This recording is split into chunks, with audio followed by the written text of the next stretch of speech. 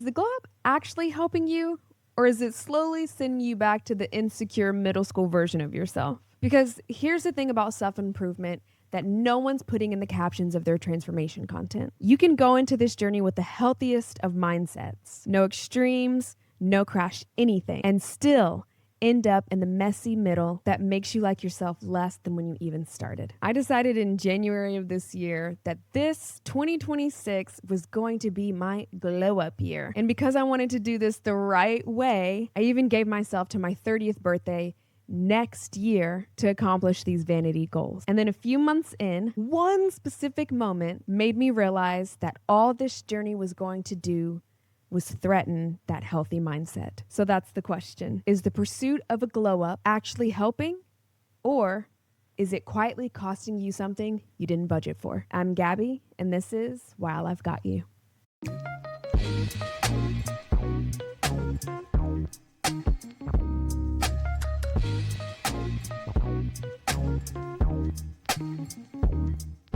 I'm not sure about you, but for me, I usually start my year off with New Year's resolutions. I don't always stick to them, but it feels good to write things down. I feel like I'm getting my life together, all of that jazz. So this year, I wrote down a bunch of goals like I usually do, following all these different categories. I did quizzes, I did tests, I did everything you can think of so I could really rock 2026. A couple of weeks into the year, I kind of scrapped all of that because I really felt called, I guess, into a different direction. I wanted this year to be a glow up year. I really wanted my internal feelings, how I think of myself, how I think I present to the world, to be an accurate reflection on like how I actually present to the world, to reality, if that makes sense. So I wanted to focus on things like getting braces, which I have, don't look, working on my curls, growing my hair out, working on my skincare, being consistent at the gym, drinking more water, eating balanced meals, that kind of stuff. I knew going into this that I likely wasn't going to start 2026 a certain way and end 2026 having accomplished all of my dreams and my goals, because I am just a human being and my consistency doesn't always look real consistent. Sometimes I fall off, sometimes I get back up again, and start singing gospel songs. We fall down and we get back up on track for our New Year's resolutions around here. So I decided to extend a little bit further past the end of the year, and knowing that this would take time, that it wasn't going to be overnight, I really wanted to go into this glow up year, these New Year's resolutions, with a mindset that this was going to take effort, and this was going to be me setting myself up with routines and systems that would last me hopefully the rest of my life, and not necessarily like grind really hard for the next 12 months and then pop out and show people. So I gave myself the arbitrary date of before my 30th birthday, which is next July. So not only did I acknowledge that this was going to be a process, I knew that there were going to be some bumps in the road. I was mentally prepared. And the things that I was doing, the things that I was trying to get set up were not crazy things. I wasn't all of a sudden going to start counting my calories every day. I didn't want to start going to the gym 8 days a week. I didn't want to do those things. I really wanted to approach building out these systems in a healthy and sustainable way. So that brings me to this jump scare of a thought that popped into my head a couple months ago.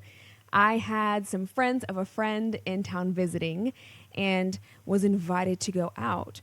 Well, I was already overwhelmed trying to manage life. I knew that I probably wasn't going to be able to go out because I was just so overwhelmed with everything else going on in my life.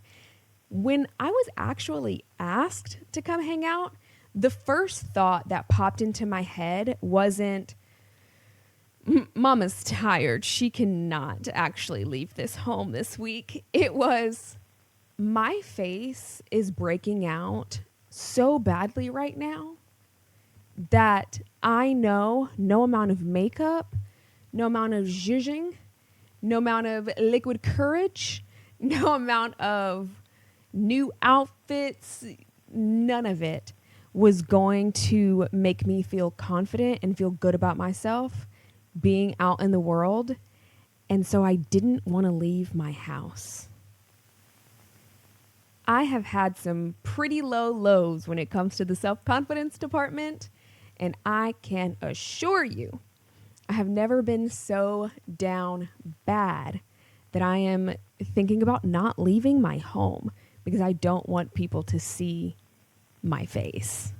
This face. I didn't want people to see this face. That's crazy. As you can probably tell, and if you've known me for longer than 30 seconds, I have worked extremely hard to be infatuated with who I am, how I look, inside, outside, my personality. I'm smart, I'm cute, I'm funny, I'm wise, I'm really dedicated. Okay, this is gonna go on for a long time, I'll stop. But I have worked so hard to get to a place where the things that society tell me are wrong about my body, about my hair, about my skin, about whatever, are not things that I harp on. I am usually the loudest hype man for myself in every room I walk into, and that is hard earned. That comes from years of faking it until I make it, and now I am net like 99% really happy, really secure in myself, etc. So when I am making this decision to quote unquote like optimize some things going into this new year, again, not making crazy vast changes.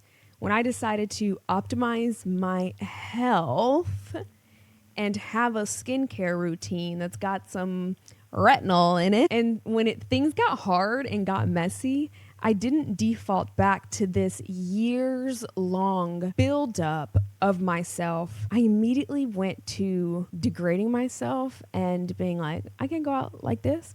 I can go to the world like this. And that's what I want to talk to you all about today. Like I mentioned, I love my body. It's banging. My skin is popping now. My curls, they are curling. I genuinely love 99.5% of the things about myself. I love all the things that I want to make like micro improvements or changes to, are things that at a baseline I really enjoy.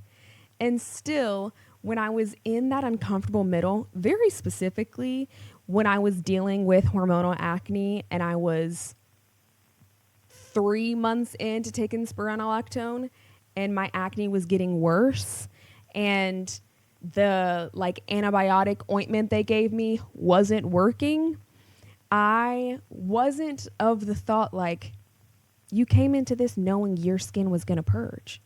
You came into this knowing that you don't like going to the gym. You came in this knowing that you are stressed all the time and you shed a lot of hair because of it. You came into this knowing that you have nightmares and you don't sleep well. But when I was actually in the thick of it, I wanted to quit. Because in that messy middle, I disliked myself more than I had ever before. Before I even started this, I disliked myself so much in that moment. Now, I wanted to talk about this because I am mostly out of the weeds now. Your girl's on Trenton knowing her skin's glowing. I'm going to the gym. I'm back being consistent. I'm going more often. I'm working on getting my protein in. Blah. If anybody is trying to get their protein in right now, you know it's exhausting. You need 500 grams a day and everything's 12. Like it's infuriating. But anyways, I'm out of the messy middle. Of course, I have my days, I have my hours, I have my minutes where I'm like, man, I really wish all this work I'm doing at the gym, my butt was popping. Really wish I had a fat ass right now. But I'm mostly out of the messy middle. And it's made me realize that when you're pursuing anything like vanity adjacent, whether you go into it with a positive mindset, whether you go into it very well grounded, when you go into pursuing anything vain, you have to pay a tax. It doesn't mean that anything's wrong with you for wanting to pursue the things that make you feel better and more confident in yourself, or that you shouldn't optimize, that you shouldn't go and try to tweak the little things that you're like, I love my curly hair, but wouldn't it be so much cooler if I wasn't losing it because I'm not sleeping well because I'm stressed and I don't know how to manage my cortisol levels? Wouldn't that be cute and sick? It doesn't mean anything's wrong with you. It doesn't mean that you shouldn't pursue those things. It just means that there's a tax and you have to be ready to pay it. If you have ever pursued a beauty standard, and I'm assuming that's everybody, even if you've gone into things feeling confident, feeling grounded, feeling like, okay, I've done the work. Now I'm doing this from a healthy place and a healthy mindset.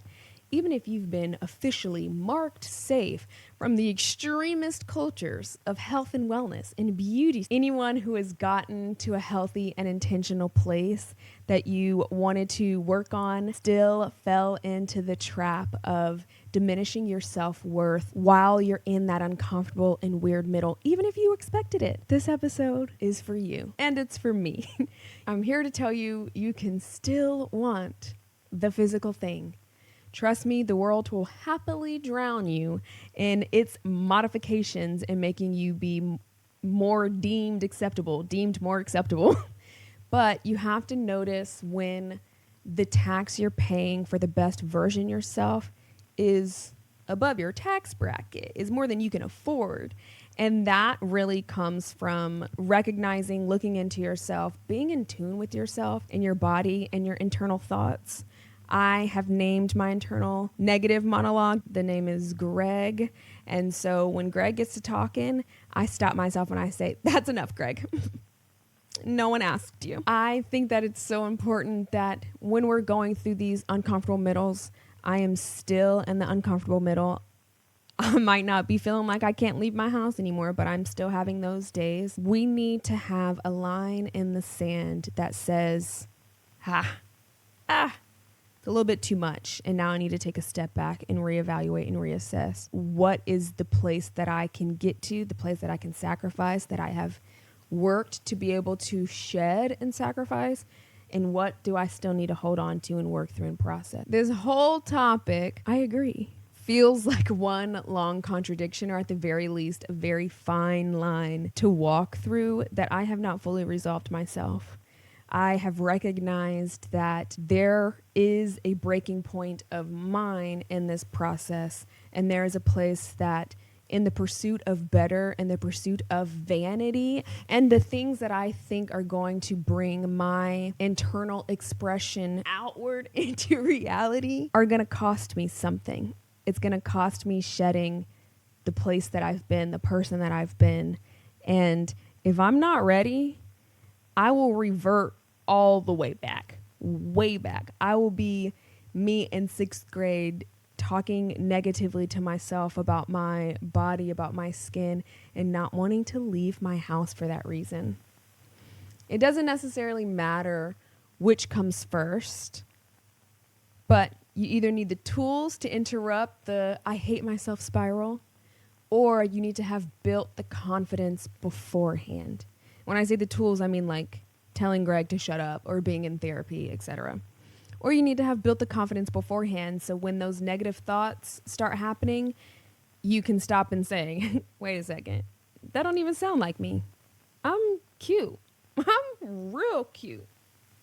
Either way, you need something that is grounding you, and that grounding has to exist before the messy middle. Now, before I let you go, I want to say thank you so much for sitting in this with me. If you are in the messy middle right now, I hope that you feel a little less alone and a little more prepared for tax season. If you're interested in hearing more conversations like this, you can follow the podcast on all platforms at While I've Got You. And if you're catching us on YouTube, this is my first video in 4K. And I've been working on this for a really long time. It's been very hard.